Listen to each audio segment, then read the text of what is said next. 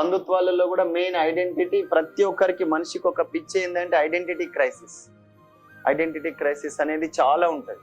నన్ను గుర్తుపట్టలేరా బ్రదర్, మీరు నేను కోచింగ్ చెప్పిన అనలాగ్లో నన్ను మొన్న రోడ్ మీద నన్ను మాట్లాడలే, నీకు 2 గంటలు క్లాస్ చెప్పిన, ఫ్రీగా చెప్పినట్టు ఫీల్ అవుతాం మనం.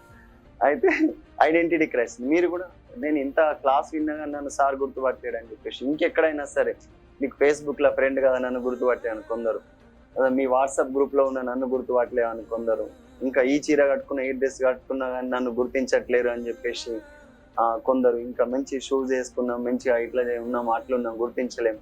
మళ్ళీ ఈ డిజిటల్ వరల్డ్ వచ్చిన తర్వాత మొత్తం అన్ని ఎవరో ట్రైన్ రెస్టారెంట్ అని చెప్పేసి ఆడ తినొచ్చి వాళ్ళు స్టేటస్ పెట్టగానే మనం కూడా వెళ్ళి అదే ట్రైన్ రెస్టారెంట్ లో మన పిల్లలను తినిపించి ఒక వాట్సాప్ స్టేటస్ పెడితేనే మనం సంతోషపడుతుంది.